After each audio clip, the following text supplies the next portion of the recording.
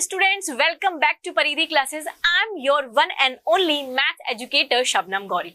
So अगर आपको बहुत डर लग रहा है कि अब एग्जाम आ गए हैं और हमें मैथ्स में कुछ नहीं आता, तो डरने की कोई बात नहीं है, क्योंकि बहुत कम समय में, एक महीने में भी हम मैथ्स को क्रैक कर सकते हैं, वो भी बहुत अच्छे तरीके से. So मैं आपके लिए लेकर आई हूँ यहाँ पे मैथमेटिक्स के चैप्टर्स के one short video. In one short video में हम कॉन्सेप्ट के साथ साथ जो क्वेश्चंस एग्जाम में पूछे जाते हैं वो भी कवर करेंगे. सो डरने की कोई बात नहीं है, आप मेरे साथ पढ़िए और अपने इस बोर्ड एग्जाम को क्रैक करिए. तो सबसे पहले बात कर रहे हैं हम सबसे बेसिक चैप्टर की, आपके क्लास 10th का, जो कि है रियल नंबर्स. हमेशा बच्चे इस चैप्टर से डरते हैं, पता नहीं क्या है, समझ नहीं आ रहा है, बट ऐसा कुछ नहीं है. हम इस चैप्टर में बेसिक 3 टॉपिक पढ़ेंगे और इस चैप्टर के क्वेश्चंस को क्रैक करेंगे. पहले 3 टॉपिक हमारे क्या होंगे? फंडामेंटल थ्योरम ऑफ अरिथमेटिक हम यहाँ पे पढ़ेंगे. सेकेंड हम पढ़ेंगे एलसीएम और HCF using prime factorisation method, यानी कि प्राइम फैक्टराइजेशन मेथड की मदद से हम एलसीएम और एचसीएफ निकालना सीखेंगे. फिर हम बात करेंगे रिलेशनशिप बिटवीन एलसीएफ और एचसीएफ ऑल्सो. फिर हम बात करेंगे रैशनल और इरैशनल नंबर की. और last and most important topic of this chapter, proof of irrationality. आपका जो ये लास्ट टॉपिक है, इससे आपके एग्जाम में क्वेश्चन आता ही आता है. 110% यहाँ से 3 मार्क्स का क्वेश्चन आपके आएगा और हर बार पूछा जाता है कि बताओ √2 इरैशनल नंबर है, ये प्रूफ करो. ये 110% ये क्वेश्चन आता ही आता है और बहुत सिंपल होता है, पर बच्चे फिर भी इसको छोड़ के आ जाते हैं. तो यहाँ पे एक क्वेश्चन हमारा यहाँ से पक्का हो जाता है और एलसीएम एचसीएफ से भी कभी कभी हमें 3 से 4 मार्क्स का क्वेश्चन पूछ लिया जाता है. तो अगर मैं इन शॉर्ट आपसे बोलूं कि ये चैप्टर मिनिमम 3 से 5 मार्क्स का है, तो आइए पढ़ते हैं हम मेरे साथ. सो स्टार्ट करते हैं हमारा पहला टॉपिक, जो है फंडामेंटल थ्योरम ऑफ अरिथमेटिक. देखिए फंडामेंटल थ्योरम ऑफ अरिथमेटिक क्या होती है? सिंपल सी भाषा में अगर हम बात करें तो किसी भी कंपोजिट नंबर को, कोई भी कंपोजिट नंबर को अगर हम प्रोडक्ट ऑफ प्राइम नंबर्स के रूप में लिख देते हैं, सो वही हमारी क्या कहलाती है? Fundamental theorem of arithmetic. अब कुछ बच्चे सोच रहे होंगे कि मैम ने ये क्या बोल दिया. तो देखिए, हम थ्योरी को नहीं पढ़ेंगे, हम डायरेक्ट एग्जाम्पल से देखेंगे, फिर हम थ्योरी को पढ़ेंगे कि क्या लिखा हुआ है. जैसे कि मैं आपसे यहाँ बात करती हूँ, मैं यहाँ पे एग्जाम्पल लेती हूँ 8. ठीक है, यहाँ पे मैंने 8 लिया और 8 मेरा क्या है? कंपोजिट नंबर है. जैसे कि मैं एक वर्ड यूज कर रही हूँ, कंपोजिट नंबर. तो अगर जिन बच्चों का बेसिक क्लियर नहीं है, तो मैं उनको यहाँ पे बता दूं कि प्राइम नंबर क्या होते हैं और कंपोजिट नंबर क्या होते हैं, फिर हम इस पे चलेंगे. देखो बच्चों, ऐसे नंबर्स जिनके सिर्फ 2 फैक्टर्स होते हैं, फैक्टर तो सबको पता होगा, बेसिक पढ़ते हुए आए हम. ऐसे नंबर्स जिनके सिर्फ 2 फैक्टर होते हैं, एक तो वो नंबर खुद और दूसरा 1, यानी कि ऐसे नंबर जिनमें सिर्फ 2 कॉमन फैक्टर होते हैं, 1 and other the number itself, it is called prime number. जैसे कि मैं बात करूं 1 का सिर्फ एक ही फैक्टर है 1, तो क्या 1 प्राइम नंबर होगा? नहीं. क्यों? क्योंकि अभी अभी मैंने आपसे बोला कि ऐसे नंबर जिसके सिर्फ 2 फैक्टर हो, एक तो 1 और एक वो नंबर खुद. पर यहाँ पे मैं बात कर रही हूँ 1 की, तो 1 हमारा प्राइम नंबर नहीं है. ठीक है, ध्यान से सुनना है कि कौन सा. अब हम बात करते हैं 2 की. 2 के कितने फैक्टर हुए? 2 के 2 फैक्टर हुए, एक तो हुआ 1 और एक हो नंबर खुद 2. इसके अलावा कोई और फैक्टर है 2 के? नहीं है. फिर हम बात करते हैं नंबर 3 की. नंबर 3 के कितने फैक्टर है? एक हुआ 1 और एक हुआ नंबर 3. फिर हम बात करते हैं नंबर 5 की. नंबर 5 के कितने फैक्टर हुए? 1 और नंबर 5. सो ऐसे नंबर जिनके सिर्फ 2 फैक्टर हो, एक तो 1 और एक वो नंबर खुद, नंबर इटसेल्फ, तो वो हमारे क्या कहलाते हैं? प्राइम नंबर्स कहलाते हैं. क्या कहलाते हैं? प्राइम नंबर्स कहलाते हैं. फिर कंपोजिट नंबर क्या होते हैं? तो ऐसे नंबर जिनके 2 से ज्यादा फैक्टर होते हैं, मोर देन 2 फैक्टर्स होते हैं, वो हमारे कहलाते हैं कंपोजिट नंबर. तो प्राइम नंबर कौन कौन से हो गए? 2, 3, 5, 7, 11, 13, 17, 19 एंड सो ऑन. ये सब हमारे कौन कौन से नंबर होते हैं? प्राइम नंबर होते हैं. अब इनके अलावा जो नंबर हो जाते हैं वो हमारे कौन से हो जाते हैं? कंपोजिट नंबर हो जाते हैं. कौन से नंबर हो जाते हैं बच्चों? Composite number. सो कौन सा हुआ? 4, 6, 8, 9, 10 सो ऑन. ये हमारे क्या हो गए? Composite number. अब यहां से एक क्वेश्चन आता है कि क्या 1 प्राइम नंबर है या कंपोजिट नंबर है? भाई मैम आपने बोल दिया 1 प्राइम नंबर नहीं है, तो फिर वो कंपोजिट होना चाहिए. लेकिन मैंने अभी अभी आपको कंपोजिट नंबर की डेफिनेशन बताई कि ऐसे नंबर जिनके 2 से ज्यादा फैक्टर हो। सो यहाँ पे अगर मैं बात करूंगी नंबर 1 की, so number 1 is neither prime nor composite. 1 ऐसा नंबर है जो प्राइम नंबर भी नहीं है और कंपोजिट नंबर भी नहीं है। ये बात आपको ध्यान रखनी है, ठीक है। तो फंडामेंटल थ्योरम ऑफ अरिथमेटिक हमारी क्या कहती है? फंडामेंटल थ्योरम ऑफ अरिथमेटिक हमारी कहती है, क्या कहती है कि ऐसे कंपोजिट नंबर, यानी कि कंपोजिट नंबर हमारा 8। अब आपको पता है कंपोजिट नंबर क्या होते हैं? 8। अब 8 के अगर मैं फैक्टर्स लिखूं तो क्या होंगे? 2, ठीक है, 2 भी फैक्टर होगा। फिर हमारा इसका फैक्टर क्या होगा? 4, 4 भी इसका फैक्टर होगा। इसका एक फैक्टर 1 भी होगा, इसका एक फैक्टर 8 भी होगा।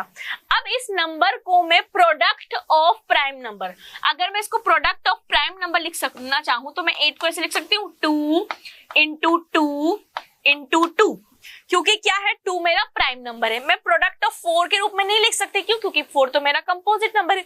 सो ऐसे नंबर, ऐसे कंपोजिट नंबर जिनको मैं प्रोडक्ट ऑफ प्राइम नंबर की फॉर्म में लिख सकूं, वो मेरे क्या कहलाती है? फंडामेंटल थ्योरम ऑफ अरिथमेटिक कहलाती है। तो देखो हम यहाँ पे डेफिनेशन पढ़ते हैं, every composite number can be expressed as product of prime and this factorisation is unique apart from the order which prime factor occurs. तो ऐसे फैक्टराइजेशन को हम क्या बोलते हैं? प्राइम फैक्टराइजेशन मेथड भी बोलते हैं। और ऐसे नंबर जिनको प्रोडक्ट ऑफ प्राइम नंबर के रूप में लिख सकते हैं, वो हमारी क्या कहलाती है? फंडामेंटल थ्योरम ऑफ अरिथमेटिक कहलाती है। यहां तक आई थिंक सबको क्लियर हो गया होगा कि हमारी फंडामेंटल थ्योरम ऑफ अरिथमेटिक क्या होती है? Every composite number can be expressed as product of prime number, this is called fundamental theorem of arithmetic. ये एक छोटी सी बात थी, एक छोटा सा कॉन्सेप्ट था। अब ये कॉन्सेप्ट हमारा कहाँ काम आता है? प्राइम फैक्टराइजेशन मेथड में काम आता है। अब इसी से रिलेटेड बहुत ही इंपॉर्टेंट क्वेश्चन जो एग्जाम में आपके लिए पूछा जा सकता है, ठीक है, क्या है? चेक वेदर 4 की power n can and with the digit 0 for any natural number n। अब बोल रहा है 4 की पावर n, 4 की पावर n जो है क्या डिजिट 0 से एंड हो सकती है, और n हमारा क्या है?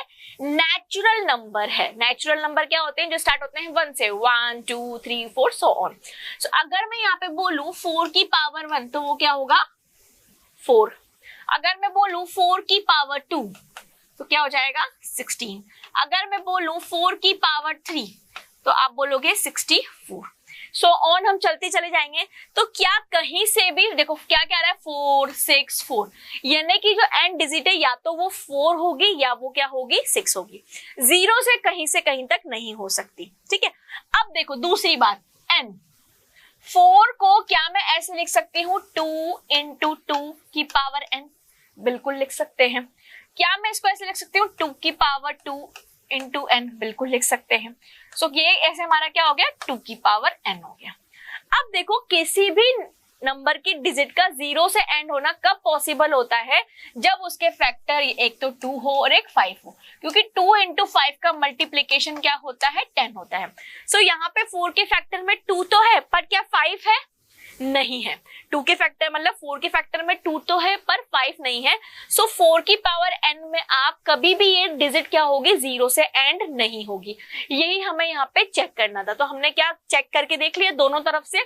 सो हम क्या बोलेंगे? वी हैव चेक्ड 4 की पावर ये कभी भी 0 से एंड नहीं होती। अब इसको लिखने का तरीका क्या होगा वो मैं आपके लिए यहाँ पे लेकर आई हूँ। कैसे लिखेंगे? इफ द नंबर 4 की power n for any natural number n where to end with the digit 0, it should be divisible by 5 and 2. It should be divisible by 5 and 2 का मतलब क्या हुआ यहाँ से कि 4 के फैक्टर्स क्या क्या होने चाहिए? 2 और 5 होने चाहिए। 2 तो 4 का फैक्टर है, बट क्या 5 4 का फैक्टर है? नहीं है।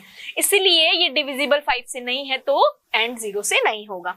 This is the prime factorization of 4 की power n would contain the prime number 5 and 2.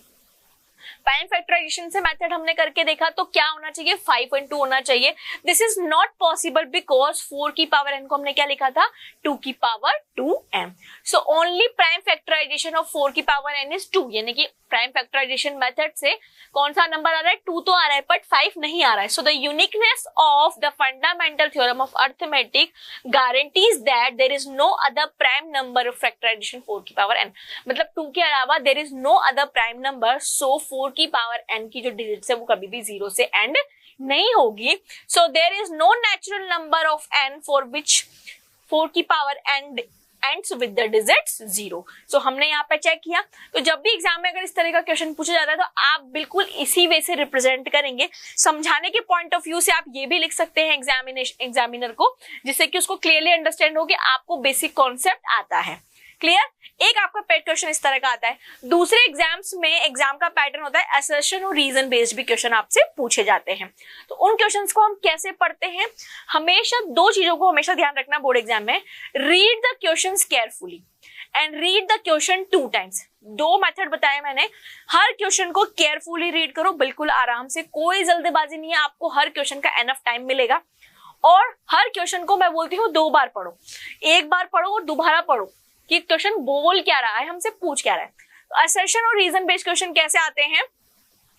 In the following question a statement of assertion A followed by the statement of reason R mark the correct choice. यहाँ पे एक assertion है जिसको हम ए से denote करते हैं और एक रीजन है जिसको हम आर से डिनोट करते हैं. ठीक है, आपको इन दोनों स्टेटमेंट को अच्छे से पढ़ना है. उसके बाद ये जो ऑप्शन दिए हुए हैं इनमें से आपको बताना है कि which option is correct. Clear. तो सबसे पहले हम पढ़ते हैं यहाँ पे असर्शन ए. 12 की power n end with the digit 0 where n is the natural number. 12 की पावर n, अभी हमने इस तरह का क्वेश्चन किया था. अब 12 की पावर n की बात हो रही है एंड विद द डिजिट 0 कि भाई 12 की पावर n जो है एंड हो रही है डिजिट 0 से और n हमारा क्या है? नेचुरल नंबर है. तो सबसे अच्छा तरीका क्या होता है? इसको प्राइम फैक्टराइजेशन के 12 को हम प्राइम फैक्टर्स के रूप में लिखें. तो कैसे लिख सकते हो? 2 into 2 into 3. 2 into 2 4 और 4 into 3 क्या हो गया? 12 की पावर n.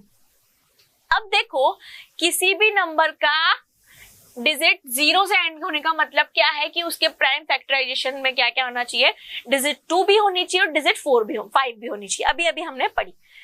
इसके प्राइम फैक्टराइजेशन में ये जो 12 है ये 2 से तो डिविजिबल है, बट क्या ये 5 से डिविजिबल है? नहीं है.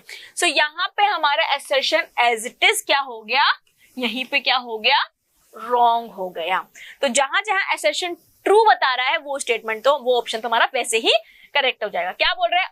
Both assertion A and reason R a are true. मतलब ये असर्शन को भी सही बता रहा है और रीजन को भी सही बता रहा है. तो हमारा ऑप्शन ए तो वैसे ही कैंसिल हो गया. ठीक है, असर्शन ए इज ट्रू यानी कि हमारा ऑप्शन सी भी क्या हो गया? रॉन्ग हो गया. अब हम पढ़ते हैं रीजन आर. क्या बोल रहा है? Any number and with the digit 0. कोई भी नंबर 0 से कब एंड होगा? If its prime factor of the form of 2 की पावर m और 5 की पावर m. जब उसके प्राइम फैक्टर किस फॉर्म में होंगे? 2 की पावर m और 5 की पावर n के फॉर्म में होंगे, जहां पे m और m हमारे क्या है? नेचुरल नंबर है. सो ये जो रीजन है ये बिल्कुल सही है कि किसी भी नंबर की डिजिट कब 0 से एंड होगी? जब उसके प्राइम फैक्टर 2 या 5 जरूर होंगे, कि जहां पे n हमारा क्या है? Natural number. मतलब हमारा रीजन तो सही है. हमारा रीजन तो क्या है? सही है.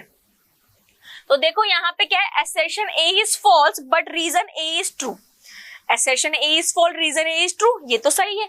लेकिन both assertion A and reason are are. अब यहाँ पे क्या बोला है? Both assertion and reason are true but reason R is not correct explanation. ये भी ट्रू बोल रहा है, मतलब ये ऑप्शन डी भी करेक्ट हो गया. तो यहाँ पे इस क्वेश्चन का राइट आंसर क्या होगा? ऑप्शन डी कि असर्शन ए तो फॉल्स है बट रीजन आर क्या है? ट्रू है. तो जब भी असर्शन और रीजन बेस्ड क्वेश्चन आएंगे स्टूडेंट्स, तो आपको असर्शन को भी करेक्टली पढ़ना है और रीजन को भी बिल्कुल आराम से पढ़ना है. उसके बाद आपको अपना आंसर देना है कि which one is correct. Clear. तो मैंने आपको यहाँ 2 पैटर्न के क्वेश्चन कराए. एग्जाम में जिस पैटर्न से क्वेश्चन आएंगे आपको रीड करना है केयरफुली. ठीक है, चलिए अब नेक्स्ट टॉपिक करते हैं. एलसीएम और एचसीएफ पढ़ेंगे using prime factorisation method. Sometimes exam में आपसे एलसीएम और एचसीएफ फाइंड आउट करना आ जाता है किस मेथड से? प्राइम फैक्टराइजेशन मेथड से. तो सबसे पहले हम सभी को पता है एचसीएफ हमारा क्या होता है? Highest common factor. एचसीएफ हमारा होता है हाईएस्ट कॉमन फैक्टर को हम एचसीएफ बोलते हैं. और LCM stands for least common multiple. क्या बोलते हैं हम इसको? Least common multiple. ये हम सभी को पता है. ठीक है, अब हमें यहाँ पे एचसीएफ भी निकालना है, एलसीएम भी निकालना है. पर प्राइम फैक्टराइजेशन मेथड का मतलब क्या होता है? हमको इन किन्हीं भी नंबर्स के जो फैक्टर्स होते हैं वो प्राइम नंबर की फॉर्म में लिखने होते हैं. ठीक है, फिर हम प्राइम फैक्टराइजेशन मेथड से निकालेंगे। तो हम निकालने के लिए छोटा सा मैं आपको एग्जांपल सिखाती हूँ। यहाँ पे मैंने दो नंबर लिए हैं, नंबर ए है हमारा 8 और नंबर बी हमने लिया है 12। हमें इन दोनों नंबर के क्या करने हैं, फाइंड आउट करने हैं एलसीएम और एचसीएफ। फाइंड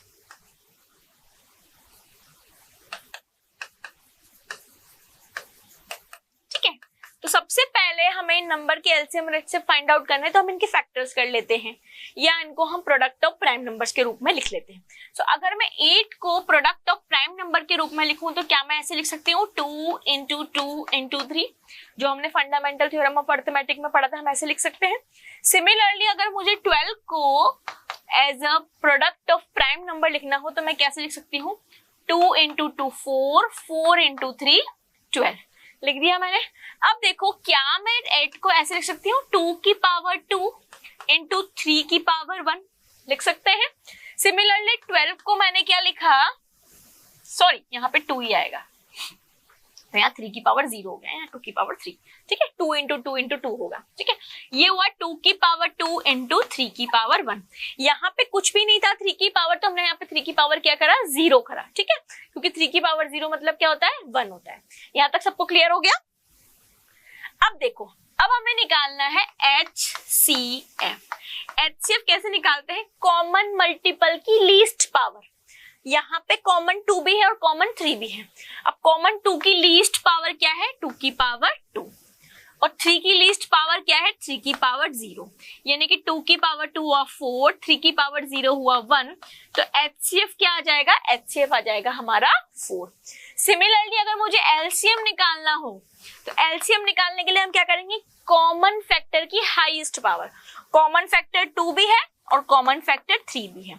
2 की हाईएस्ट पावर है 3 और 3 की हाईएस्ट पावर है 1, तो 2 की पावर 3 हुआ हमारा 8 और 3 की पावर 1 हुआ हमारा 3, सो 8 3 जा 24, तो एलसीएम हमारा क्या आ गया, 24 आ गया। तो यहाँ पे ये मेथड हमारा क्या होता है, प्राइम फैक्टराइजेशन मेथड से हमने क्या निकाल लिया, एलसीएम भी निकाल लिया और एचसीएफ भी निकाल लिया। तो इसी तरह के क्वेश्चन हमें आगे देखने को मिलेंगे, जैसे कि आपके पास क्वेश्चन लिखा हुआ है, find the LCM and HCF of 80 and 300 by prime factorisation method. तो सबसे पहले मैं 80 के फैक्टर्स निकालती हूँ। फैक्टर निकालने का एक तरीका, बचपन से हम इसी मेथड से फैक्टर्स निकालते आए हैं और ये बेस्ट मेथड होता है। सबसे पहले स्टार्ट किया 2 से, तो ये डिवाइड हुआ 40, फिर 2 को डिवाइड किया 20 टाइम्स, फिर 2 से डिवाइड किया 10 टाइम्स, फिर 2 से डिवाइड किया 5 टाइम्स और फिर 5 से। ये सारे नंबर प्राइम नंबर्स ही हैं, ठीक है। अब हम 300 को कर लेते हैं सेम मेथड से। 2 से डिवाइड किया 300 को 150 टाइम्स, फिर 2 से डिवाइड किया 75 टाइम्स, 2 7 जा 14, 1 कैरी किया, 2 5 जा 10। अब 2 से जा सकता है क्या, नहीं, तो अब इसके बाद प्राइम नंबर आता है 3, 3 2 जा 6, 3 5 जा 15, स्टार्ट विद 5, 5 5 जा 25 एंड 5 1 जा 5, ठीक है। अब हम इनको कैसे लिख सकते हैं, as a product of prime number. तो मैंने 80 मेरा एक कंपोजिट नंबर है, इसको मैंने प्रोडक्ट ऑफ प्राइम नंबर के रूप में लिखा। तो 2 into 2 into 2 into 2 into 5, clear. Similarly मैंने 300 को भी ऐसे ही लिखा, 2 into 2 into 3 into 5 into 5। क्या मैं इसको ऐसे भी लिख सकती हूँ, 2 की पावर 4 into 5 की पावर 1 लिख सकते हैं। सिमिलरली 2 की पावर 2 into 3 की पावर 1 into 5 की पावर 2। अब देखो 2 यहाँ पे भी है, 2 यहाँ पे भी है, 5 यहाँ पे भी, 5 यहाँ पे भी, पर यहाँ पे 3 है और यहाँ पे नहीं है, तो हम कैसे लिख देंगे इसको, 3 की पावर 0 लिख देंगे। 3 की पावर 0 क्या होता है, 1 होता है। अब मुझे पहले निकालना है एलसीएम। अभी मैंने बताया था कॉमन फैक्टर की हाईएस्ट पावर, कॉमन 2 भी है, कॉमन 5 भी कर दिया हमने, कॉमन 3 भी कर दिया। अब 2 की हाईएस्ट पावर क्या है, 4 है, 5 की हाईएस्ट पावर क्या है, 2 है, इधर देखो हाईएस्ट पावर, 3 की हाईएस्ट पावर क्या है, 1 है। सो 2 की पावर 4, 2 की पावर 4 हमारा क्या हो गया, 16, 5 की पावर 2 25 और 3 की पावर 1 3, ठीक है। इनको मल्टीप्लाई करेंगे अब अभी हम। एचसीएफ हमारा क्या होता है, कॉमन तीनों है और इनकी क्या है, लीस्ट पावर, 2 की पावर 2, 5 की पावर 1 और 3 की पावर 0। तो क्या हो गया 4 into 5 into 1। तो क्या हो जाएगा HCF तो हमारा कितना हो जाएगा, HCF तो हमारा हो जाएगा 20। HCF कितना आया हमारा 20 और LCM हमने निकाला तो LCM हमारा क्या हो जाएगा, इसको मल्टीप्लाई करो 25, 20, 50, 75 एंड 1200। आप निकाल के देख लीजिए, इसको मल्टीप्लाई करेंगे तो आंसर कितना आएगा 1200 आएगा। तो हमने प्राइम फैक्टराइजेशन मेथड से 80 और 300 का LCM निकाला जो कि कितना आया 1200 और HCF निकाला जो कि कितना आया 20। कहाँ निकाला है हमने, यहाँ निकाला है। क्लियर? सो अब आपको ये क्लियर हो गया कि हम LCM HCF कैसे निकाल सकते हैं प्राइम फैक्टराइजेशन मेथड से। अब एग्जाम में क्वेश्चन कैसे आएंगे हम वो भी करेंगे, उसके पहले क्वेश्चन और करते हैं। Find LCM of 40, 36 and 126 by applying prime factorisation method. अब ध्यान दें, हमें सिर्फ क्या निकालना है, LCM ही निकालना है। सो अगेन हम नंबर 40 के फैक्टर्स निकालते हैं। 2 से डिवाइड किया 20 टाइम्स, फिर 2 से किया 10 टाइम्स, फिर 2 से किया 5 टाइम और फिर 5 से किया 1 टाइम। सिमिलरली 36 को भी हम ऐसे ही करेंगे। 2 से किया 18 टाइम्स, फिर 2 को 18 से 9 टाइम्स, फिर 3 से किया 3 टाइम्स, फिर 3 से किया 1 टाइम। 126 की बात करते हैं। 2 से किया 2 6 12, 2 3 6, फिर 2 से नहीं होगा 3 से होगा, 3 2 6, 3 1 3, फिर 3 से किया 3 7 और फिर 7 से किया 1। सो मैं 40 को as a product of prime number ऐसे लिख सकती हूँ 2 की पावर 3 इंटू 5 की पावर 1। अब हम डायरेक्ट लिख रहे हैं 2 3 टाइम्स है तो 2 की पावर 3 इंटू 5 की पावर 1। क्या मैं 36 को ऐसे लिख सकती हूँ 2 की पावर 2 इंटू 3 की पावर 2 लिख सकते हैं। सिमिलरली मैंने 126 को कैसे लिखा 2 की पावर 1 इंटू 3 की पावर 2 इंटू 7 की पावर 1। अब देखो हमें यहाँ पे इनको बैलेंस करना है, तो देखो यहाँ पे 2 तीनों में है, 3 2 में है, 1 में नहीं है, तो मैंने यहाँ पे इसको क्या कर दिया 3 की पावर 0। 5 1 में है, बाकी दोनों में नहीं है, तो 5 की पावर 0 इधर भी कर दो, 5 की पावर 0 इधर भी कर दो। 7 इसमें है, बाकी 2 में नहीं है, तो 7 की पावर 0 इधर कर दो, 7 की पावर 0 इधर। इस मेथड से आप करोगे तो कभी भी मिस्टेक नहीं करोगे। हमें क्या करना है, LCM निकालना है। कॉमन हमने तीनों कर दिए, 2 भी करा, 5 भी करा, 3 भी किया और 7 भी किया। अब इनकी हाईएस्ट पावर लेनी है हमें, तो 2 की हाईएस्ट पावर क्या है 3 है, तो 2 की पावर 3 कर दो। 5 की हाईएस्ट पावर क्या है 1 है, तो 5 की हाईएस्ट पावर 1 कर दो। 3 की कर दी, 3 की हाईएस्ट पावर क्या है 2 है, तो 3 की हाईएस्ट पावर 2 कर दो। सिमिलरली 7 की हाईएस्ट पावर क्या है 1 है, तो 7 की हाईएस्ट पावर 1 कर दो।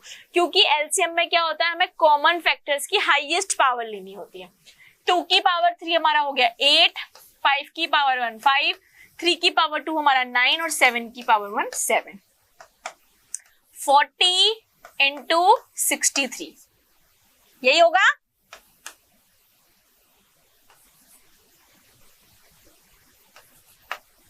टू 2520। तो जब आप इनको मल्टीप्लाई करोगे तो आपका आंसर क्या आएगा 2520। एलसीएम कितना आ गया आपका 2520। एलसीएम ऑफ क्या आप बोलोगे, एलसीएम ऑफ 40, 36 एंड 126 क्या हो गया हमारा 2520। ये हमारा फाइनल आंसर हो गया। क्लियर? अब देखो एक और क्वेश्चन करते हैं हम। अब पता है कि इस तरह के जब भी क्वेश्चन आते हैं ना तो स्टूडेंट अक्सर डर जाते हैं, अब हम कैसे करें, हमें तो नंबर्स के आते हैं। बहुत सिंपल है, अगर आपको कॉन्सेप्ट आता है तो आप कोई भी क्वेश्चन इजीली कर सकते हैं। P and Q are two positive integers such that P is equals to, P बराबर क्या है P क्यूब इंटू Q और Q बराबर है P का स्क्वायर इंटू Q का स्क्वायर, ऐसे लिख सकते हैं। Where P and Q are prime numbers, ये P Q हमारे क्या है प्राइम नंबर्स है, जो स्मॉल P Q है ये प्राइम नंबर्स है और ये हमारे इंटीजर्स है। What is the LCM? अब अभी हमने पढ़ा था LCM ऑफ P Q, क्या पढ़ा था कि कॉमन फैक्टर्स की हाईएस्ट पावर, ये कॉमन, ये इनके फैक्टर्स हैं P और Q। अब कॉमन फैक्टर हमारे P भी है और Q भी है। P की हाईएस्ट पावर क्या है 3 है, Q की हाईएस्ट पावर क्या है 2 है, तो LCM क्या हो जाएगा P cube Q square. P cube Q square कौन से ऑप्शन में है, ऑप्शन सी में है। सो इस क्वेश्चन का आंसर क्या हो जाएगा, option C, that is LCM of P Q हमारा क्या हो जाएगा पी क्यूब और क्यू स्क्वायर हो जाएगा। क्लियर? चलिए नेक्स्ट क्वेश्चन करते हैं, इसी तरह का एक और कर लेते हैं ताकि आपको और क्लियर हो जाए। If two positive integer a and b are written as A को मैंने कैसे लिखा, एक्स क्यूब वाई स्क्वायर लिखा, बी को मैंने कैसे लिखा, एक्स वाई क्यूब लिखा, और एक्स वाई मेरी क्या है, प्राइम नंबर से, मतलब ए और बी मेरे इंटीजर्स हैं, इनको मैंने प्रोडक्ट ऑफ प्राइम नंबर्स लिख लिया है। तो अब हमें क्या निकालना है, एचसीएफ निकालना है। तो एचसीएफ हमारा क्या होता है, कॉमन फैक्टर की लीस्ट पावर। तो यहाँ पे कॉमन फैक्टर x भी है y भी है, x की लीस्ट पावर 1 है, y की लीस्ट पावर मेरी कितनी है, 2 है, तो x y स्क्वायर, इसका एचसीएफ क्या हो जाएगा, एचसीएफ ऑफ ए बी हमारा क्या हो जाएगा, एक्स वाई स्क्वायर, जो कि हमारे ऑप्शन बी में है।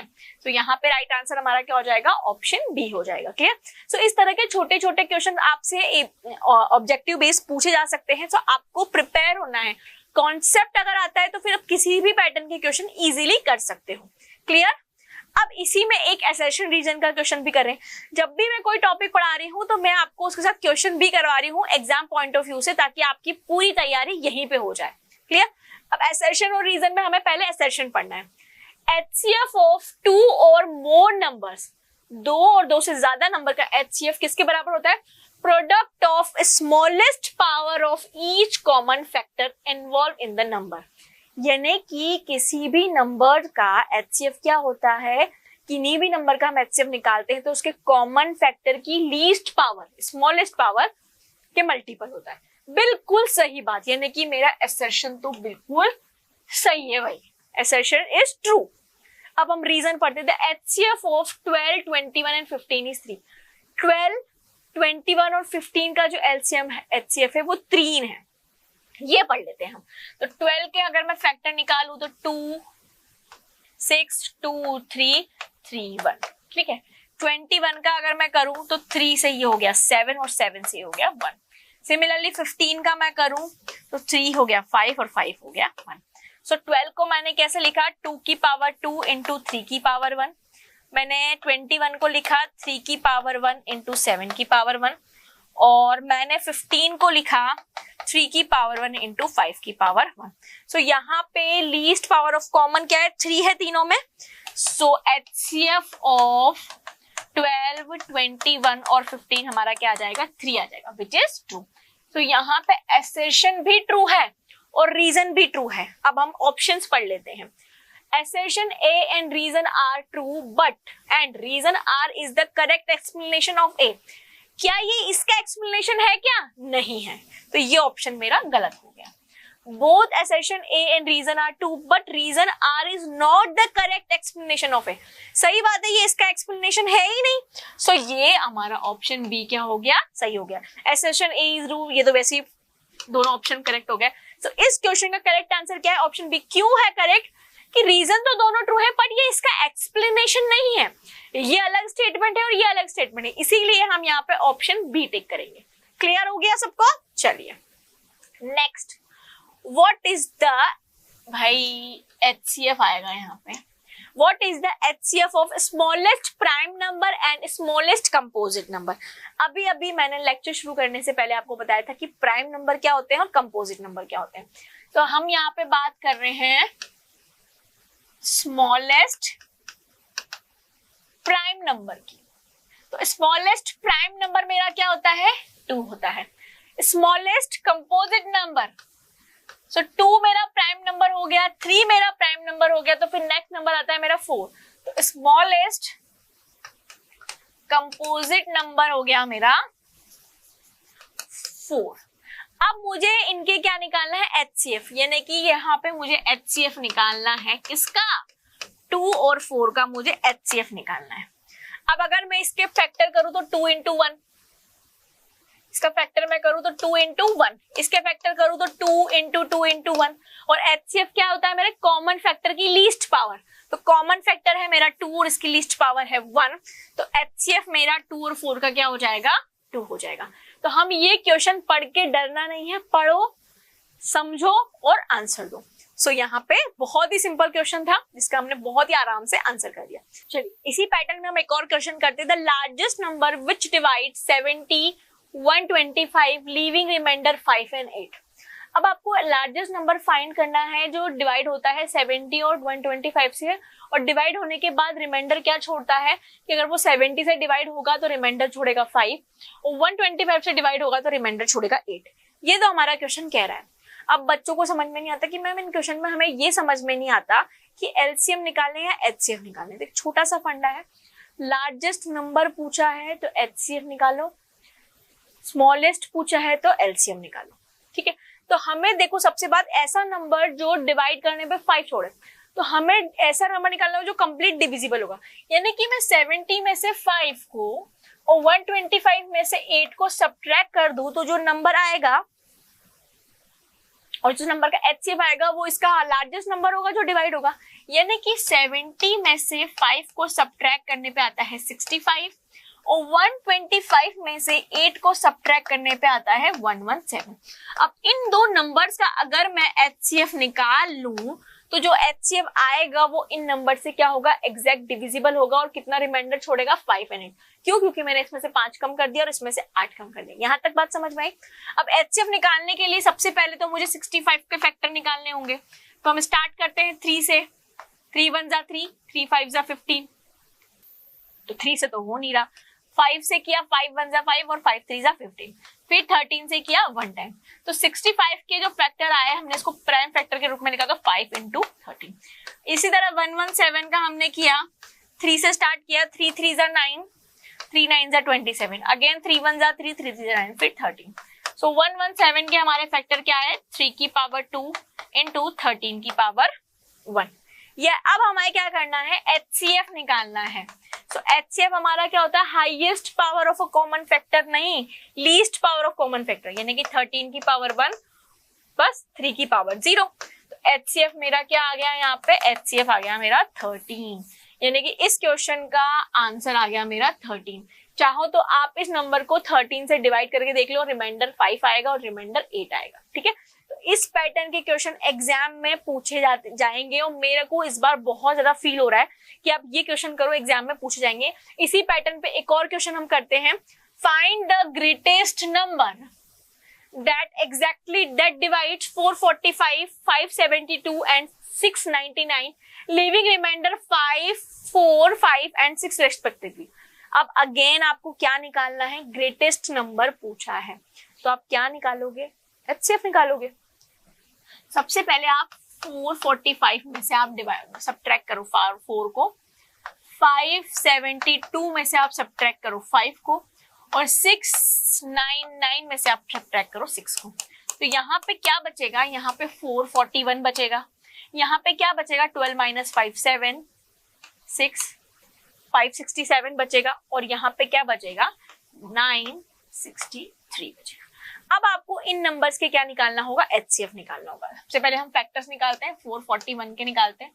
2 से तो डिविजिबल होगा नहीं, 3 से करते हैं। 3 1 जा 3, 3 4 जा 12 और 3 7 जा 21। ठीक है, अगेन 3 से करते हैं, 3 4 जा 12 और 3 7 जा 3 9 जा 27। अब 7 से किया, 7 7 जा 49 और फिर 7 से किया, 7 7 जा 1। ये हमने इसके फैक्टर्स निकाल लिए। सिमिलरली 567 के भी हम फैक्टर्स निकालेंगे। स्टार्ट करते हैं 3 से, 3 1 जा 3, 8 जा 24, 3 9 जा 27। अगेन हम 3 से करके देखते हैं, अरे 3 6 जा 18, 3 3 जा 9, अगेन 3 से 3 2 जा 6, 3 1 जा 3, अगेन 3 से 3 7 जा 21 और फिर 7 से 1।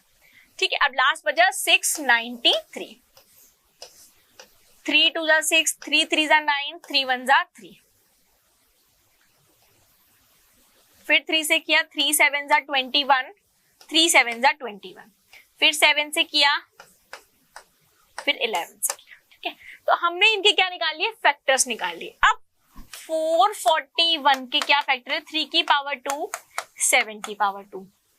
567 का कॉमन फैक्टर क्या है, 3 की पावर 4, 7 की पावर 1। और 693 का क्या है, 3 की पावर 2, 7 की पावर 1 into 11। अब हमें एचसीएफ निकालना है इन तीनों नंबर का। तो एचसीएफ क्या हो जाएगा, कॉमन फैक्टर की highest least power, common factor है 3, इसकी लीस्ट पावर है 2, कॉमन फैक्टर है 7, इसकी लीस्ट पावर है 1। 11 कॉमन फैक्टर नहीं है, छोड़ देंगे। 9 into 7 63, यानी कि HCF हमारा क्या आ गया यहाँ पे 63। तो 63 को अगर आप डिवाइड करोगे 445, 572 और 699 से, तो रिमाइंडर क्या बचेगा 4, 5 और 6 बचेगा। इसको वेरी वेरी इंपॉर्टेंट लगा लेना और इस तरह के क्वेश्चंस को करके चले जाना। मुझे ऐसा लगता है कि इस बार इस तरह के क्वेश्चन पूछे जा सकते हैं। अब एक और क्वेश्चन करते हैं। The LCM of 2 number is, मान लो 2 नंबर हैं A और B, उनका एलसीएम आपको क्या दे रखा है 2400 दे रखा है। Which of the following can not be HCF, LCM ये दे रखा है तो इन नंबर का HCF क्या नहीं हो सकता। बहुत अच्छा क्वेश्चन है। इसमें एक छोटा सा कॉन्सेप्ट है कि HCF क्या होता है। HCF is factor of LCM. HCF हमारा क्या होता है, HCF is factor of LCM. LCM का जो फैक्टर होता है वही हमारा क्या होता है, HCF होता है। इस छोटी सी लाइन से ये क्वेश्चन हो जाएगा। अब देखो हमारे पास ऑप्शन क्या क्या है, 300, 400, 500 और 600, कि क्या इसका HCF नहीं हो सकता।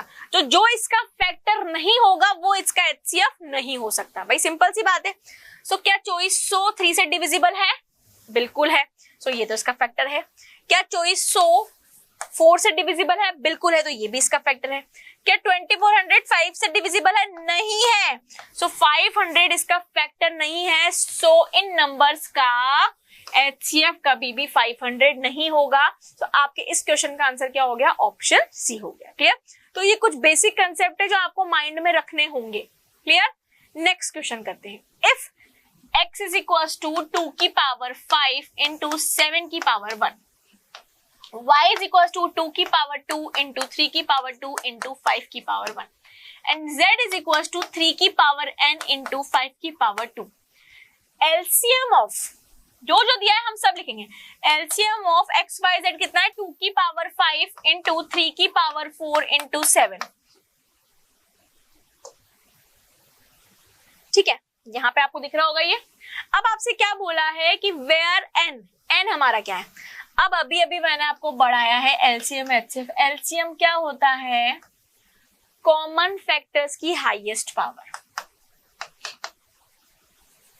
Highest power of common factor. ठीक है, ये LCM होता है। अब यहाँ पे 2 की पावर 5 हाईएस्ट है, आ रही है। 3 की पावर 4 हाईएस्ट है, 3 की पावर 4 हाईएस्ट है। तो यहाँ पे n हमारा क्या हो जाएगा, सिंपल सी बात है, n बराबर क्या हो जाएगा हमारा 4 हो जाएगा। क्योंकि भैया 3 यहाँ आ रहा है, यहाँ तो आ नहीं रहा, 3 यहाँ आ रहा है और हाईएस्ट पावर क्या है यहाँ पे 4 दे रखी है, मतलब यहाँ पे क्या होगा, n बराबर 4 होगा, जो कि हमारा ऑप्शन सी है। सो कुछ बेसिक कंसेप्ट से इतने बड़े बड़े क्वेश्चन हो जाते हैं और हम क्वेश्चन को पढ़ के ही सरेंडर कर देते हैं, ओहो ये तो हमसे नहीं होगा, ये तो हमने पढ़ा ही नहीं। तो बेसिक चीजों को आप जितना डीपली पढ़ेंगे उतना ज्यादा क्वेश्चन आपसे सॉल्व होंगे। ये बहुत सिंपल क्वेश्चंस होते हैं। ठीक है, चलिए नेक्स्ट हम करेंगे। अब हमारा एक छोटा सा टॉपिक है, relationship between LCM and HCF of 2 positive number. कभी कभी हमारे ऑब्जेक्टिव टाइप क्वेश्चंस में इसी से पूछ लिए जाते हैं। देखो कोई भी 2 नंबर होते हैं ना, अभी अभी हमने एग्जाम्पल मैंने पढ़ाया था आपको 8 और 12। ये 2 नंबर है मेरे, a बराबर मेरा हो गया 8 और b बराबर हो गया मेरा 12। हमने एलसीएम निकाला था और एचसीएफ भी निकाला था ना 8 और 12 का एलसीएम एचसीएफ। ठीक है, तो हमारा एलसीएम और एलसीएम तो कितना आया था 24 आया था और एचसीएफ हमारा कितना आया था 4 आया था, यही आया था। ठीक है, तो हमारा ये क्या कहता है टॉपिक कि 2 नंबर 2 पॉजिटिव नंबर का जो एलसीएम एचसीएफ होता है, यानी कि product of 2 number is equal to product of their LCM and HCF.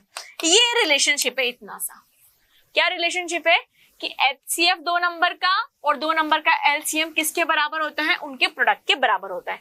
यानी कि 8 into 12 बराबर होगा 24 into 4 के, दैट इज 96। क्लियर। इस छोटे से कॉन्सेप्ट से कभी कभी एग्जाम में कैसे क्वेश्चन आते हैं वो भी हम देख लेते हैं यहाँ पे। The HCF and LCM of 2 number.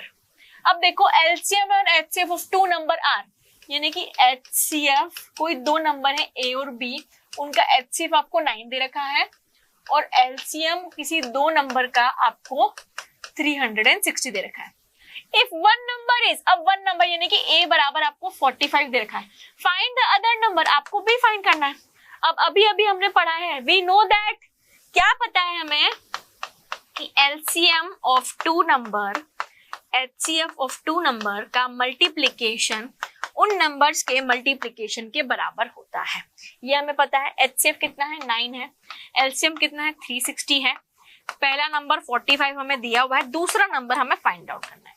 So b बराबर 9 इंटू 360 बटा 45।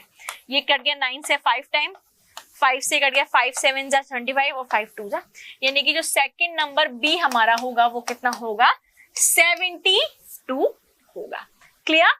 तो बहुत ही सिंपल क्वेश्चन था और बहुत ही सिंपल पैटर्न से हमने इसको किया। Next, LCM, if LCM of 32 और a का जो हमारा एलसीएम है वो 64 है और एचसीएफ ऑफ 32 और a हमारा कितना है 4 है, तो हमारा e किसके बराबर होगा? अभी अभी हमें पढ़ा है LCM of two number into HCF of two number, दो नंबर के मल्टीप्लीकेशन के बराबर होता है। एलसीएम हमें 64 दिया हुआ है, एचसीएफ 4 दिया हुआ है, फर्स्ट नंबर है 32, सेकंड नंबर ए हमें फाइंड आउट करना है। तो 64 इंटू 4 बटा 32, ठीक है, ये 8 टाइम्स कट गया, ये 8 टाइम्स कट गया, तो a बराबर हमारा कितना आ गया 8। क्या a बराबर 8 ऑप्शंस में है? बिल्कुल, ऑप्शन बी 8 है। तो इस क्वेश्चन का राइट आंसर क्या हो जाएगा? Option B, that is 8। Clear है? तो यहाँ पे हमने जो जो भी कॉन्सेप्ट पढ़े उन सबके हमने क्वेश्चन किए हैं। अब हम बात करते हैं प्राइम नंबर्स की और को प्राइम नंबर्स की। बहुत ही इंपॉर्टेंट कॉन्सेप्ट है क्योंकि आगे जाके ये को प्राइम और प्राइम हमारे बहुत काम आने वाला है। सबसे पहले तो हम प्राइम की बात करते हैं, ऐसे नंबर्स जिनके सिर्फ दो फैक्टर होते हैं, a number which has only two factors, a number which have only two factors, one is 1 and other is the number itself, are called prime number. So ऐसे नंबर प्राइम नंबर कहलाते हैं जिसके सिर्फ दो factor होते हैं, एक तो 1 और एक वो नंबर खुद। For an example 2, 3, 5, 7, 11, 13, 17, 19, 23, 29, 31 and so on. These all are prime numbers because इन सभी नंबर्स के दो फैक्टर हैं, एक तो 1 और एक वो नंबर खुद। अब दूसरी बात जो मोस्ट इंपॉर्टेंट है, को प्राइम नंबर्स क्या होते हैं? so, ऐसे नंबर जिनका सिर्फ एक फैक्टर है, ऐसे नंबर जिनका सिर्फ एक कॉमन फैक्टर है। सो एनी टू नंबर्स जिनका सिर्फ एक कॉमन फैक्टर होगा, दैट इज 1। इसके अलावा उनका कोई कॉमन फैक्टर नहीं होगा, वो हमारे क्या कहलाते हैं? को prime number. So, any two number which have only one common factor,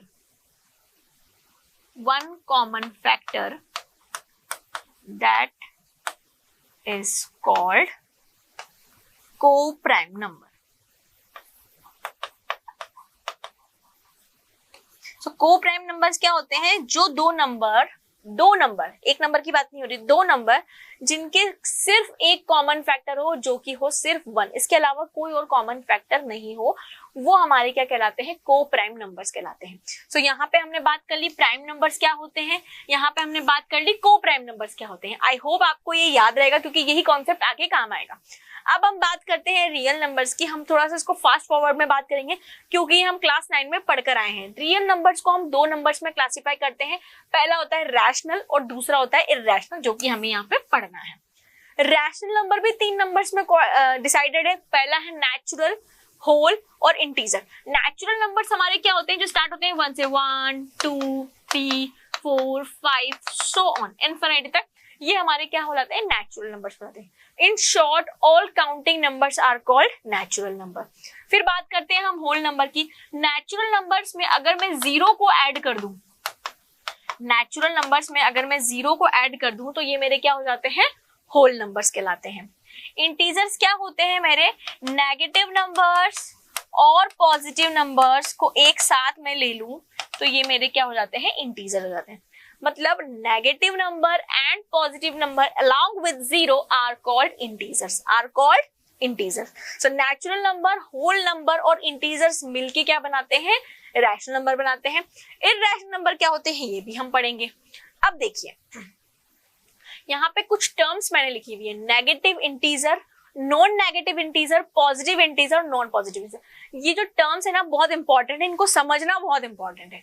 negative integer का मतलब क्या होता है, यहाँ पे -1, -2, -3, -4 एंड ऑन। देखिए यहाँ पे मैंने जीरो को नहीं लिया है क्योंकि जीरो ना तो नेगेटिव है ना ही पॉजिटिव है, ठीक है।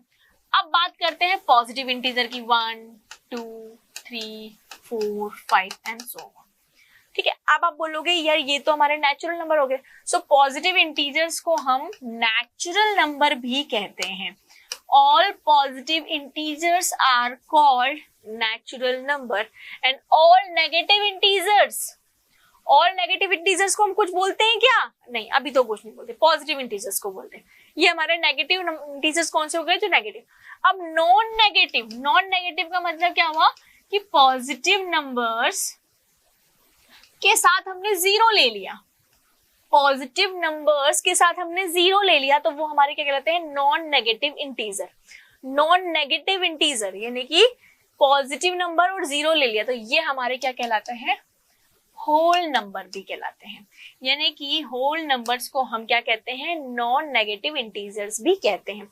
अभी बात करते हैं नॉन पॉजिटिव क्या होते हैं। नॉन पॉजिटिव का मतलब नेगेटिव नंबर, नेगेटिव नंबर के साथ क्या हो जाए, जीरो हो जाए, वो हमारे क्या कहलाते हैं, नॉन पॉजिटिव इंटीजर। ये बात सबको क्लियर हो गई। नेगेटिव इंटीजर्स तो negative numbers, positive integers positive number, non negative मतलब पॉजिटिव के साथ जीरो और नॉन पॉजिटिव का मतलब नेगेटिव के साथ जीरो। क्लियर। अब हम बात करते हैं रैशनल नंबर की। रैशनल नंबर में कौन कौन से नंबर आते हैं वो तो हमने देख लिया। सो देखो इन शॉर्ट ऐसे नंबर्स जिनको हम P by Q की फॉर्म में लिख सकते हैं, a number which can be written in the form of P upon Q where P and Q are integers, जहां पे P और Q हमारे क्या है, इंटीजर्स हैं। और इंटीजर्स अभी अभी मैंने बताया है आपको क्या होते हैं। एंड Q जो है not equal to zero, Q कभी भी जीरो के बराबर नहीं हो सकता, वो नंबर हमारे क्या कहलाते हैं, रैशनल नंबर कहलाते हैं। I am repeating again, P and Q are rational number, ठीक है। P and Q rational number कब कहलाएंगे, जब हम किसी नंबर को P by Q की फॉर्म में लिख सकते हैं जहां पे P और Q इंटीजर्स हैं और Q not equal to zero, like 3/4 -1/4 2 -2 1/0। क्या ये रैशनल नंबर है, नहीं, क्योंकि Q जीरो हो गया। लेकिन अगर मैं इसको ऐसे लिखती हूँ 0/1, so yes it is a rational number. तो जब भी हम किसी नंबर को P by Q की फॉर्म में लिखते हैं सो वो हमारे क्या कहलाते हैं, रैशनल नंबर कहलाते हैं। एंड द इंपॉर्टेंट कंडीशन क्या होती है, Q not equal to zero और P और Q हमारे क्या होते हैं, इंटीजर होते हैं। अब डेसिमल एक्सपेंशन को हम थोड़ा देखते हैं। इस साल आपके सिलेबस में ये टॉपिक पूरा हटा दिया गया है, लेकिन मैं सिर्फ आपको वर्बली बता रही हूँ क्योंकि हमें इररैशनल नंबर पढ़ना है। तो इररैशनल नंबर पढ़ने के लिए हमें ये पता होना चाहिए कि डेसिमल एक्सपेंशन क्या होता है। देखिए डेसिमल एक्सपेंशन क्या होता है कि टर्मिनेटिंग, जब हम किसी रैशनल नंबर को P by Q की फॉर्म में लिखते हैं, जब वो फुल टाइम डिवाइड हो जाए, लाइक 6.25 1.5, किसी भी नंबर को डिवाइड करने पे वो फुल टाइम डिवाइड हो जाए, इस तरह से जो नंबर आते हैं वो हमारे क्या कहलाते हैं, टर्मिनेटिंग कहलाते हैं। मतलब डिवाइड हो गए भाई पूरी, तो ये हमारे क्या कहलाते हैं, टर्मिनेटिंग डेसिमल है। अब दूसरे आते हैं non terminating and non terminating and repeating, यानी कि आपके पास 3.12121212 सो, यानी कि जो 12 है ये बार बार एक रिपीट हो रहा है, लाइक 4.11111111 6.725 यानी कि एक सिंपल एक पर्टिकुलर पॉइंट के बाद एक डिजिट रिपीट हो रही है बार बार. सो वो नॉन टर्मिनेटिंग मतलब खत्म भी नहीं हो रही है और रिपीट होती जा रही है. So non terminating and repeating. तो जब terminating and non terminating repeating दोनों नंबर मिलकर क्या बनाते हैं? रैशनल नंबर बनाते हैं. ये मिलके क्या कहलाते हैं? रैशनल नंबर कहलाते हैं. अब तीसरे नंबर आते हैं नॉन टर्मिनेटिंग, जो खत्म भी नहीं हो रहे और रिपीट भी नहीं हो रहे, लाइक 6.225135012 ऐसे करके चलते चले जा रहे हैं, सो ऑन, खत्म ही नहीं हो रहे. वो हमारे क्या कहलाते हैं? Non terminating and non repeating. कोई खत्म ही नहीं हो रहे, चलते चले जा रहे हैं, चलते चले जा रहे हैं, रिपीट भी नहीं हो रहे. तो इन नंबर्स को हम क्या बोलते हैं? जो खत्म भी नहीं होते और रिपीट भी नहीं होते, इन नंबर्स को हम बोलते हैं इर्रेशनल नंबर. अब आपको समझ में आया कि ये मैंने क्यों पढ़ाया आपको? ये सिलेबस में नहीं है, पहले आपके ये सिलेबस में था, अभी नहीं है. लेकिन आगे के कॉन्सेप्ट को पता करने के लिए हमको ये पता होना चाहिए कि टर्मिनेटिंग क्या होता है, टर्मिनेटिंग एंड रिपीटिंग क्या होता है, और non terminating and non repeating क्या होता है. यहां तक आप सभी को क्लियर हो गया? अब इर्रेशनल नंबर की पहचान कैसे करें कि कौन सा नंबर इर्रेशनल नंबर है? इसके 3 टाइप होते हैं. पहला टाइप क्या होता है कि वो number non terminating and non repeating हो. भाई रिपीट भी नहीं हो, टर्मिनेट भी नहीं हो, ऐसा नंबर इर्रेशनल नंबर होता है. दूसरा 3 तरह से. अब देखो, आप सभी को पता होगा परफेक्ट स्क्वायर. परफेक्ट स्क्वायर सभी ने सुना है, यहाँ पे मैंने वर्ड यूज किया परफेक्ट स्क्वायर. परफेक्ट स्क्वायर क्या होता है कि किसी नंबर को, मतलब कोई नंबर किसी नंबर का परफेक्ट स्क्वायर कब होता है? जैसे कि यहाँ पे 1, ये किसका परफेक्ट स्क्वायर है? 1 का. मैंने लिखा 4, ये 4 किसका परफेक्ट स्क्वायर है? 2 का. मैंने लिखा 9 किसका परफेक्ट स्क्वायर है? 3 का. फिर मैंने लिखा 16, ये किसका परफेक्ट स्क्वायर है? इसका. So if m is a positive integer which is not a perfect square, so यहाँ पे 1 2 3 4 ये क्या है? स्क्वायर्स हैं किनके? 4 1 4 9 6. तो यहाँ पे ये जो 1 4 9 16 और आगे 25 ये सब क्या है? परफेक्ट स्क्वायर है किसके? 1 2 3 4 5 एंड सो ऑन के. तो यहाँ पे जो नंबर बच गए, कौन कौन से बच गए? यहाँ पे 2 3 बच गया, यहाँ पे 5 6 7 8 बच गया. तो ये जो बाकी के नंबर है ना, ये नंबर हमारे क्या कहलाते हैं?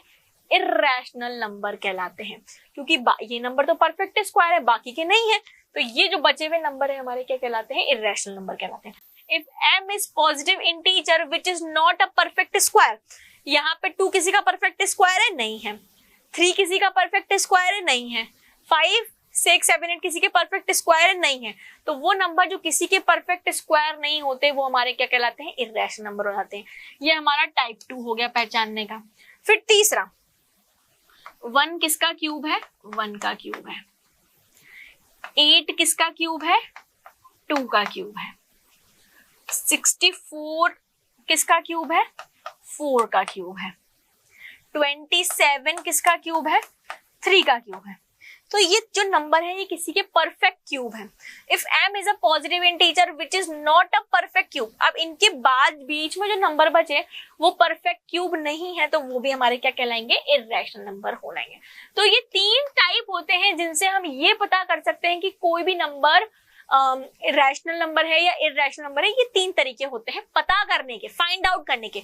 देखो 2 तरह के क्वेश्चन आते हैं, एक कि find these number are irrational और नॉट, और दूसरा पैटर्न का क्वेश्चन आता है check the number is irrational.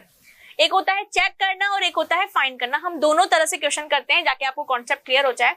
Which of these is a rational number, इनमें से कौन रैशनल नंबर है?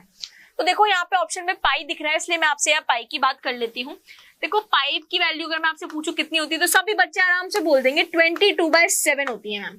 सब बच्चे क्या बोलते हैं? 20. बट ये रॉन्ग है. ये पाई की अप्रॉक्स वैल्यू होती है, एग्जैक्ट वैल्यू नहीं होती है. अगर मैं इसको डिवाइड करूँ ना तो 3.1427 समथिंग आएगा. मतलब पाई क्या है? नॉन टर्मिनेटिंग और नॉन रिपीटिंग, इसलिए पाई मेरा क्या हो जाएगा? इर्रेशनल नंबर हो जाएगा. पाई मेरा क्या है? एक इर्रेशनल नंबर है. तो तो यहाँ पे आपसे क्या पूछा, रैशनल नंबर, तो ये तो नहीं है। यहाँ पे ये √5 क्या ये किसी का परफेक्ट स्क्वायर है, क्या ये किसी का परफेक्ट क्यूब है, तो ये भी मेरा क्या हो गया, इर्रेशनल नंबर हो गया। तो मतलब ये भी रैशनल नंबर नहीं है। अब ये बात करते हैं ये देखो 6 6 6 6 6 ये देखिए आगे रिपीट होता जा रहा है। दो तरह के नंबर ही रैशनल नंबर होते हैं, एक तो terminating, non terminating and repeating. तो ये टर्मिनेट तो नहीं हो रहा पर रिपीट हो रहा है, पर क्या हो रहा है, रिपीट हो रहा है। तो यानी कि ये एक तरह का रैशनल नंबर है। अब यहाँ पे ये देखो नॉन टर्मिनेटिंग और नॉन रिपीटिंग है, तो ये भी मेरा कौन सा नंबर हो गया, इर्रेशनल नंबर हो गया। आपसे यहाँ पे पूछा था कौन सा रैशनल नंबर है, so option B that is 0.346666 are rational number. अब कुछ इंपॉर्टेंट फैक्ट हैं जो आपको याद रखने हैं बस। Sum of rational and irrational number is irrational number. अगर एक रैशनल नंबर इस तरह से और एक इररेशनल नंबर यानी कि इस तरह से, इनका सम किया जाए तो हमेशा सम क्या आएगा, इररेशनल नंबर ही आएगा। इसी तरह डिफरेंस ऑफ रैशनल यानी कि रैशनल नंबर का और इररेशनल नंबर का डिफरेंस अगर किया जाए तो हमेशा जो रिजल्ट आएगा वो इररेशनल नंबर ही आएगा। Third point, product of rational and irrational number is irrational number.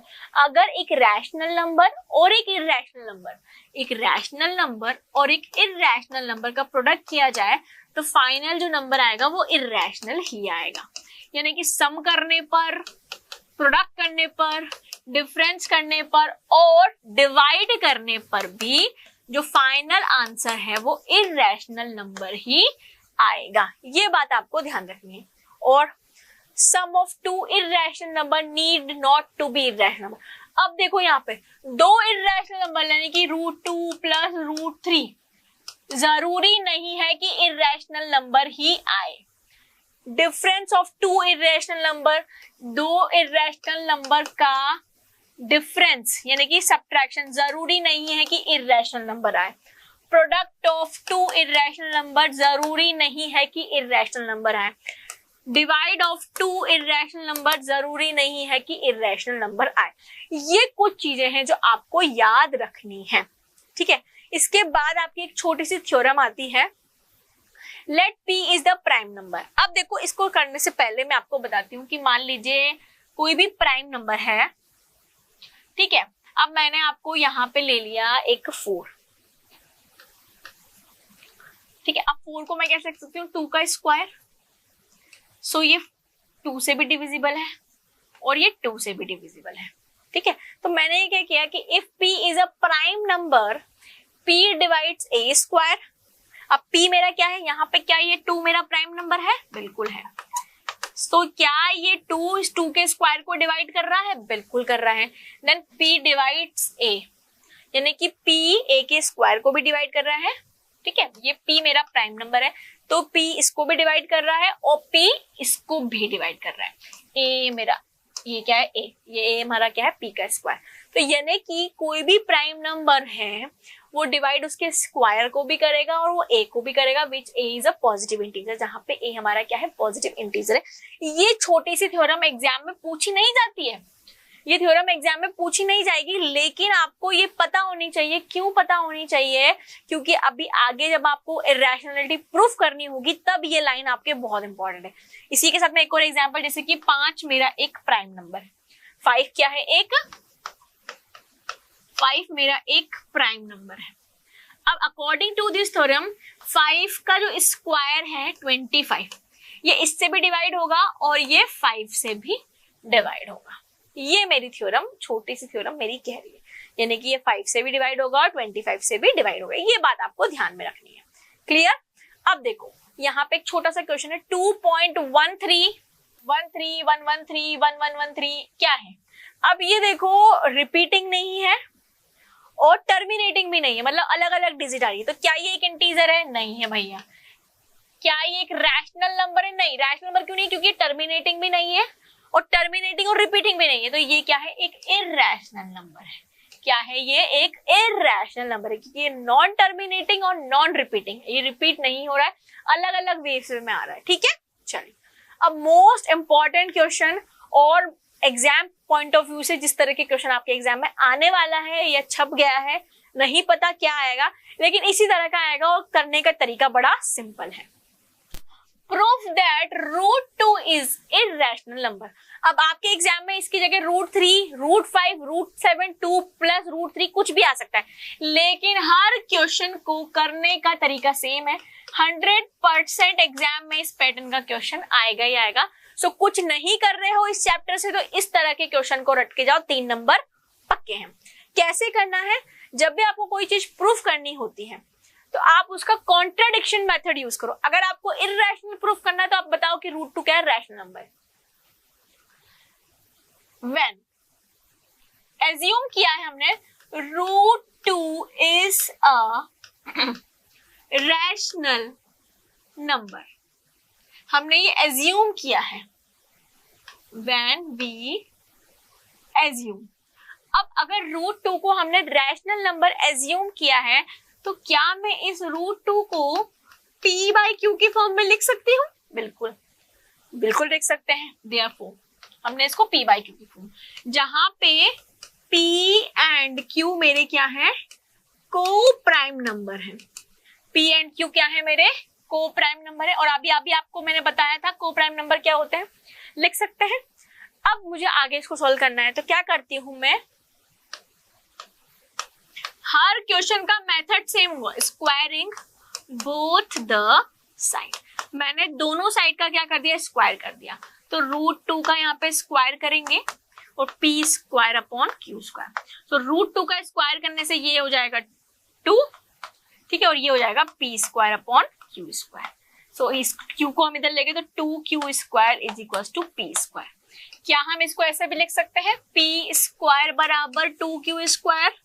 लिख सकते हैं, बिल्कुल लिख सकते। अब अभी मैंने इररेशनैलिटी प्रूफ करने के लिए एक छोटी सी थ्योरम पढ़ाई थी और मैंने कहा था आपको ये थ्योरम बस याद रखनी है, एग्जाम में नहीं पूछी जाएगी। क्या कह रही थी वो थ्योरम, हम यहाँ पे इसको ऐसे लिख सकते हैं, 2 डिवाइड्स p², लिख सकते हैं ना। अभी मैंने थ्योरम पढ़ाई थी कि if p is a prime number then p² is divides, है ना।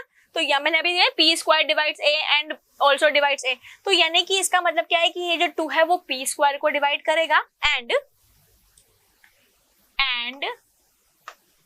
2 is also divides p, ये p को भी डिवाइड करेगा। यहां तक कोई दिक्कत, यहां तक कोई दिक्कत, कोई दिक्कत नहीं, यानी कि हम इसको डिवाइड कर सकते हैं। तो यहाँ पे मैं क्या यहाँ पे इसे लिख सकती हूँ कि p² = 2c, यहाँ पे c q की वैल्यू है c। अब इस वैल्यू को मैं इस इक्वेशन में पुट कर सकती हूँ, put the value of p in equation 1। सो जैसे ही मैंने p की वैल्यू यहाँ पुट की तो क्या हो जाएगा, 2c² = 2q²। अब यहाँ क्या है, 4c² = 2q², ये 2 से ही कर गया 2 है, तो यहाँ पे क्या आ जाएगा, q² = 2c²। अब अगेन हम क्या लिख सकते हैं कि 2 divides q², so 2 is also divides q, क्योंकि अभी हमने थ्योरम पढ़ी थी, लिख सकते हैं। अब देखो यहाँ पे हमने देखा कि 2 divides p² and 2 divides p, 2 divides q², 2 divides p, that means 2 is common factor of p, common factor of p and q। इसका मतलब तो यही हुआ ना भाई, 2 p² को भी डिवाइड कर रहा है, p को भी, का मतलब p को भी करेगा, 2 q² को भी डिवाइड कर रहा है, मतलब q को भी करेगा। तो मतलब ये जो 2 है ये किस किस का, p और q का क्या है, कॉमन फैक्टर है। अब ये इसका कॉमन फैक्टर है, that means p and q are not coprime number, are not coprime number. भाई को प्राइम नंबर नहीं होंगे, क्यों होंगे, क्योंकि को प्राइम नंबर क्या होते हैं, जिनका सिर्फ एक कॉमन फैक्टर होता है वो 1, लेकिन यहाँ तो कॉमन फैक्टर 2 भी है, तो अगर यहाँ पर कॉमन फैक्टर 2 है तो मतलब ये p क्यूब कोप्राइम नंबर नहीं होंगे, और अगर ये कोप्राइम नंबर नहीं है सो ये क्या होगा, एक इर्रेशनल नंबर होगा। So therefore root 2 is not a rational number। भाई जब ये कोप्राइम नंबर ही नहीं है तो ये रैशनल नंबर होगा क्या? Therefore root 2 is not a rational number। मतलब जो हमारा assumption था वो क्या हो गया, wrong। If our assumption is wrong then जब ये root 2 रैशनल नंबर नहीं है तो फिर ये कौन सा होगा, then root 2 is an irrational number. तो ये रूट 2 क्या होगा, एक इर्रेशनल नंबर होगा। बस ये एक सेम प्रोसीजर है, इसी सेम प्रोसीजर से आपको नंबर को क्या करना है, रैशनल या इर्रेशनल नंबर प्रूफ करना है। क्लियर है? इसी के साथ आपका ये पूरा चैप्टर खत्म होता है। हमने इस पूरे चैप्टर के एक एक कॉन्सेप्ट को डिस्कस किया, उससे रिलेटेड जितने भी क्वेश्चन आपके एग्जाम में पूछे जा सकते थे वो सब हमने यहाँ पे कवर किया। So thank you so much my dear students. Next lecture में मिलेंगे नेक्स्ट चैप्टर और उनके क्वेश्चंस के साथ। Till then take care of yourself and all the very best for your exam.